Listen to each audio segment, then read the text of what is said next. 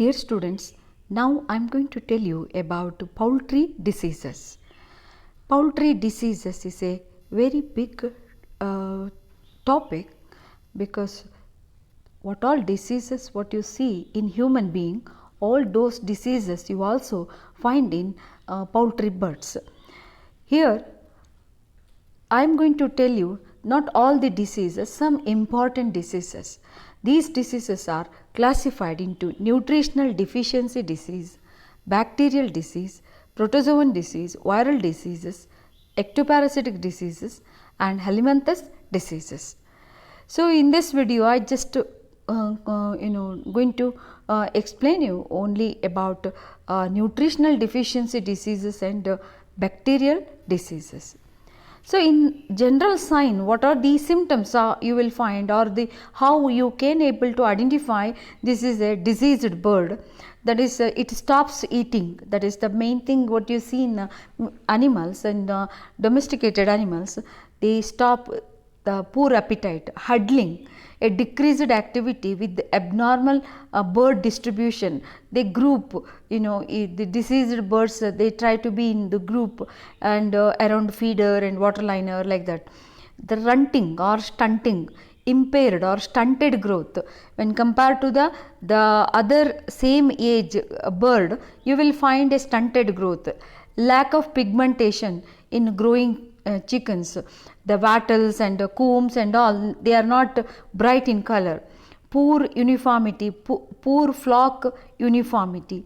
So, they there is a uneven, the some birds are looking clean and they are, some birds are the ruffled feathers, sick looking, some are stunted growth, like that. You can see there is a poor uniformity because all the birds are of same age when in a poultry farm. So, there is a differences you can see. So, that is what you can see, the you can able to pick those who are diseases by looking into them. Coughing, sneezing, similar how we respiratory diseases or respiratory infections are also there in the poultry. You will able to see coughing, sneezing, oculonasal discharges similar to running nose what we have. Then the difficulty in breathing, how we wheezing and gasping, same thing you can see in the birds also. Bloody and wet litter, or else you can see the bloody diarrhea, similar. So, increased mortality. So, all these are the general signs of diseases. Coming to the nutritional deficiency diseases, there are number of nutritional deficiency disease. I just concentrate 5 to 6 diseases from this category. So, the first one, the prominent one, vitamin A deficiency, it is called, the disease is called the nutritional rope. So, nutritional rope, what are the symptoms of this nutritional rope? Lameness. So, they cannot able to stand or else walk. Then the discharge from the eyes, there is a, you will find there is a the discharge, there is a there is foul smelling discharge from the eyes and nostrils, swelling beneath the eyes, then vision impairment you will find, then drop in egg production, impaired vision, all these are the common symptoms of vitamin A. So, this is similar symptoms you will find even in human also. Vitamin A deficiency is the one, it is impairing the vision of a person. So, that is depletion of retinal rhodopsin, so causing night blindness. So, similar here also. So, what are the remedies for this?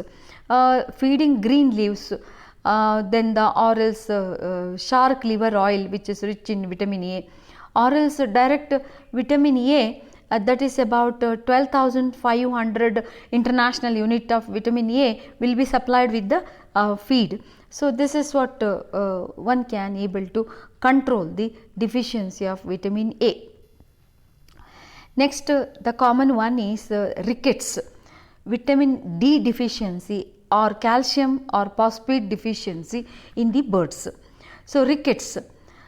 So, what are the same types what you see in the vitamin D deficiency in the human, similar you will find poor growth, lameness, so they can't walk properly, so lameness, they can't able to stand properly, protruded chest bones, soft shelled eggs, the eggs are very fragile, defective bones, you will able to see here defective bones you will find, then a defect in the mineralization of the skeleton. So, all these are the common symptoms what you see in during the rickets. How to control this? The feeding the birds with the bone meal. So, it is the bone powder or bone meal supplied along with the feed. Then the oyster shell grit. Oyster shell grit means molluscans or oyster shell powder. It is usually given in a along with the feed, it is also added with the feed grit shell, because calcium requirement is the highest one. So, it can be supplemented with the oyster shell grit and exposing to sunlight. So, it is proper sunlight or falling on the poultry, that also help them to get rid of this. Then feeding the birds with the 10,000 international units of vitamin D can be added, and that can be helpful in get out from this rickets. So, next the tendency soft shelled egg or calcium or phosphate deficiency, you will able to see the soft shell easily broken or wrinkled shell, shelled egg, or else abnormal shape egg. So, all these egg are soft shelled egg, and it is not economical, because it is while transportation it is easily broken and it is causing heavy loss to the poultry owner. So, it is not, this is a healthy egg you can able to see. So, this because of calcium and phosphate deficiency, so the eggshell, you know that in the poultry feed during the egg laying period, it needs sufficient amount of calcium. It is about almost 3% of calcium is required in the feed. If that is not met in the feed, then this problem will arise. So, this is again the feeding the oyster shell grit or limestones or bone meal, one can able to control this soft shelled egg from the birds. Then this is another important disease, it is the manganese deficiency. So, it is causing a disease called paralysis. So, this is the manganese deficiency, it is the enlargement in the joints, the swollen joints, bending of long bones. So, they can't stand, you can see they will be in a posture like this, you can see. So, the loss of control on the eggs. So, this is what you can see. So, this is a mineral deficiency can produce this health problem in chickens, in some cases death also. So, it is there is no it is very important, the manganese sulphate is sufficient amount should be there in the feed, so that it can be prevented. Once it occurs, it cannot be cured. So, it is the problem with this manganese deficiency. To prevent, feeding a balanced poultry diet with the required vitamins and minerals should be practiced.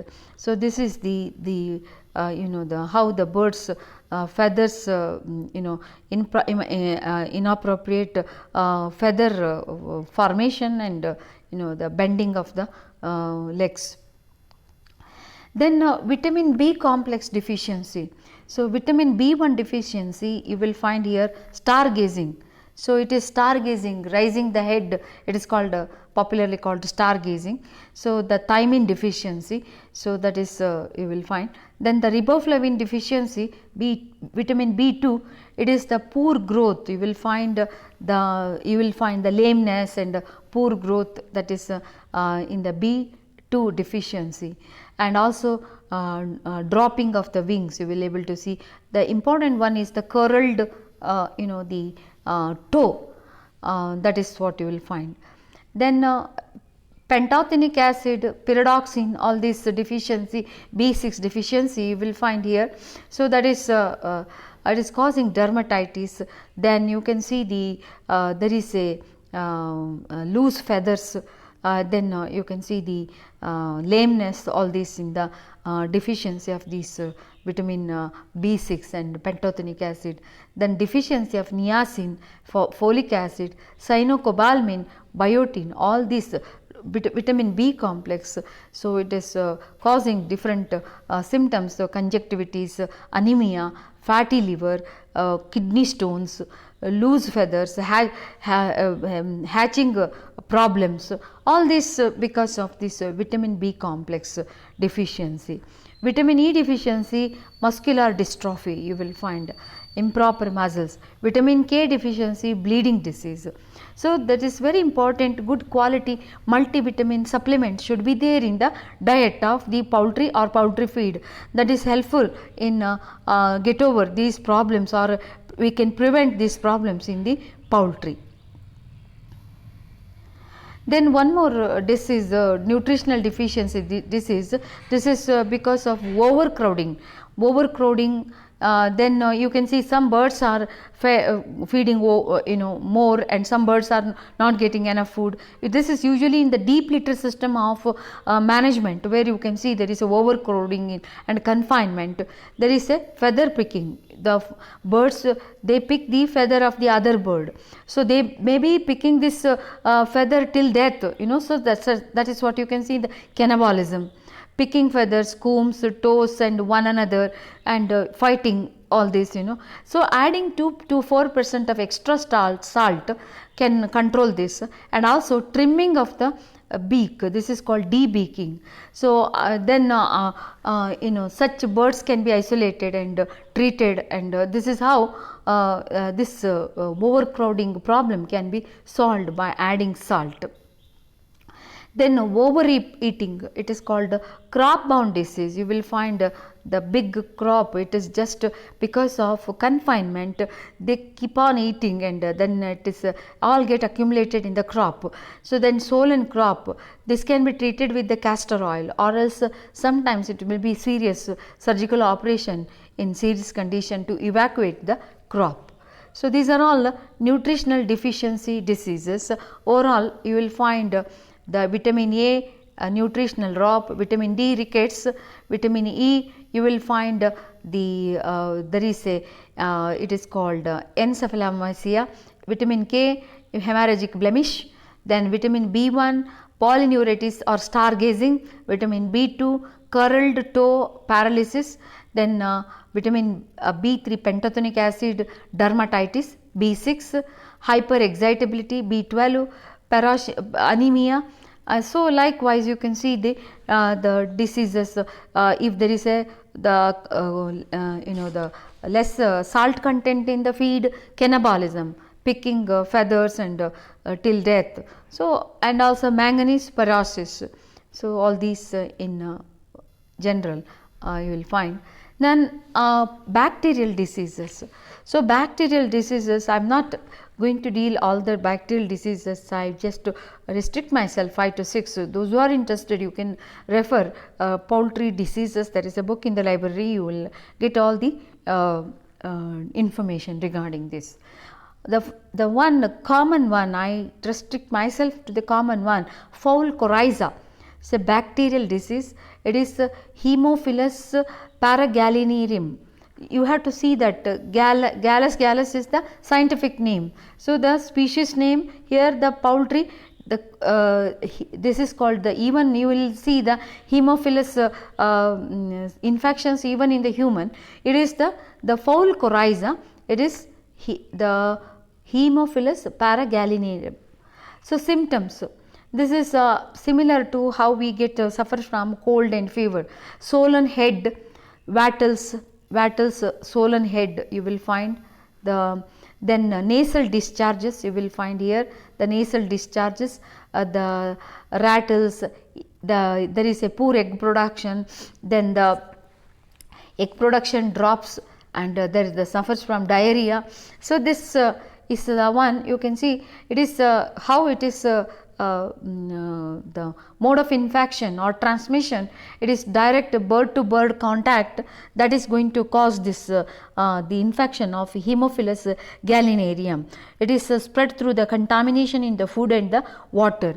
So the birds heavily sneezes, wheezing, watery discharge from the eyes, inflammation of the sinuses, difficulty in breathing, shaking of the head, and watery chessy droppings. All these are the symptoms you will find with respect to the fowl coryza. So you will find the soiled feather because of the chessy odorous droppings. It get the feather get soiled by this. Then the foul smell, it is all this you can see. How to prevent this fowl coryza infection? It is strict sanitary measures, it is very important. It is you can see the avoid mixing the flocks and disinfecting the poultry tools, culling of infected birds, then treating the birds with antibiotics are some preventive measures one can take up when there is a infection in the poultry birds by this fowl coryza. Next important another bacterial fever is the tick fever or spirochetosis. So this the bacteria Spirochete gallinarium. So the vector here is the, as it is known as tick fever, the tick, the ticks and mites you studied. So this tick similar you will find in the domestic animals, the ticks in the cats and the dogs and all. What are the symptoms of this tick fever? The high fever followed with the sudden drop in the temperature, loss of appetite, increased thirst, loose discharge or the diarrhea. All these symptoms lead to the paralysis of the wings. You can see the bird cannot able to stand, paralysis of the wings and the legs in 24 to 48 hours. So these are the symptoms of this disease. So you will able to see in between the feathers you will find the infestation of this ticks. So how to control this? This can be controlled by injection of sulfa drugs. This is, you can see the bird sulfa. So it is a very good antibiotic for the for the bacterial diseases like tick fever. So then injection of sulfa drugs, or else spraying the birds are not taking bath like us, so that's why it is very difficult to clean the feathers. So for that it can be spread with or else it can be the spraying of BHC, some disinfectant or else pesticides, mild pesticides that helps to control the mite infestation. Thereby one can control the spreading of the tick fever. Next, avian tuberculosis. It is similar to how the tuberculosis in human.